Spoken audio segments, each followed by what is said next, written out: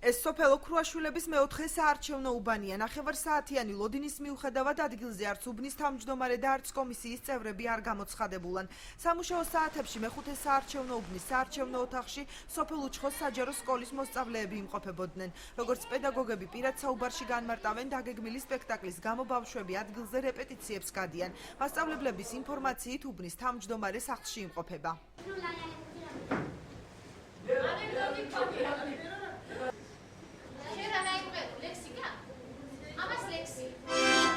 რაც შეეხება მესამე საარჩევნო უბანს, კომისიის წევრები და სოფელ დიაკონიძეების საჯარო სკოლის პედაგოგები ერთ ოთახში მუშაობდნენ.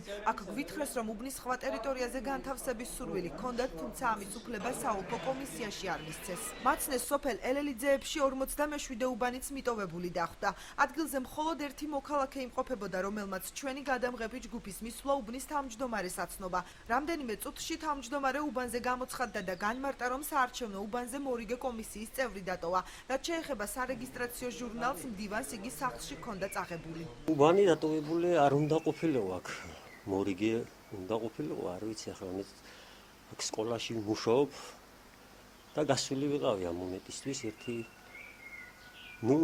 პერიოდზე ასე რომ ვთქვათ. ან შეეხება სარეგისტრაციო ჟურნალის. სარეგისტრაციო ჟურნალი მდივანის აქ უნდა ყოფილიყო და ალბათ წავიდა და გაიდა, იმიტომ ბაღნები რომ სკოლაში ბაღნები არიან. არ გაკრანხილი, არ გაფუჭდეს. მაცნეს მიერ ხულოს მუნიციპალიტეტში ჩატარებული მონიტორინგის შედეგად გამოვლენილი ფაქტების შესახებ 94 ოლქში ჩვენგან შეიტყვეს. აქ გვითხრეს, რომ საარჩევნო კანონმდებლობის დარღვევის გამო უბნის თავმჯდომარეებს სასტიკი საყვედური მიეცემათ. მე დავავალებ ჩემ თანამშრომლებს, რომ გადამოწმდეს და აუცილებლად მივიღებთ გარკვეულ ზომებს და თან კაცნობებს მივიღებთ.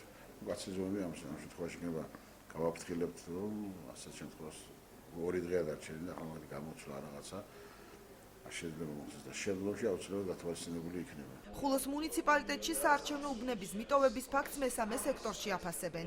რაც ეხება სარეგისტრაციო ჟურნალის შინ წაღების ფაქტს, ეს რა თქმა უნდა არის კანონიდან გადახვევა.